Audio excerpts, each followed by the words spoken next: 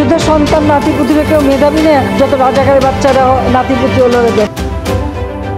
জুলাই অভ্যুত্থানের ক্ষমতাচ্যুত প্রধানমন্ত্রী শেখ হাসিনার জাতীয় পরিচয়পত্র এনআইডি কার্ড স্থগিত করেছে নির্বাচন কমিশনের জাতীয় পরিচয় নিবন্ধন অনুবিভাগ।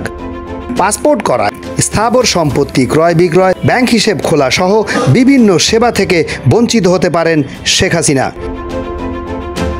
জেনে নিন এনআইডি লক হলে কি কি সুবিধা থেকে বঞ্চিত হবেন শেখ হাসিনা।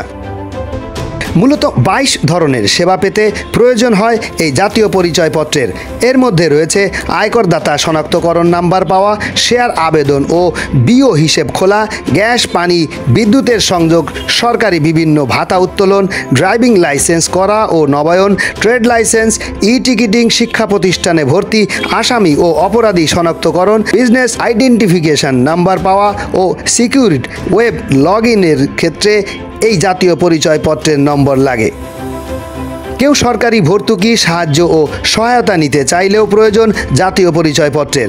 এছাড়া পাসপোর্ট করা ও নবায়ন, যানবাহন রেজিস্ট্রেশন, চাকরির আবেদন, বীমা স্কিমে অংশগ্রহণ, স্থাবর সম্পত্তি ক্রয় বিক্রয়, বিয়ে ও তালাক রেজিস্ট্রেশন, ব্যাংক হিসেব খোলা, নির্বাচনে ভোটার শনাক্তকরণ, ব্যাংক ঋণ, টেলিফোন ও মোবাইলের সংযোগেও এনআইডির প্রয়োজন রয়েছে।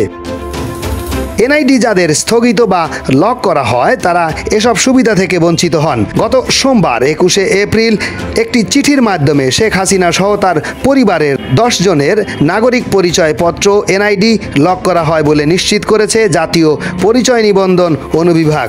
সুতরাং শেখ হাসিনা ও তার পরিবারের সদস্যরা এসব সুবিধা থেকে বঞ্চিত হবেন।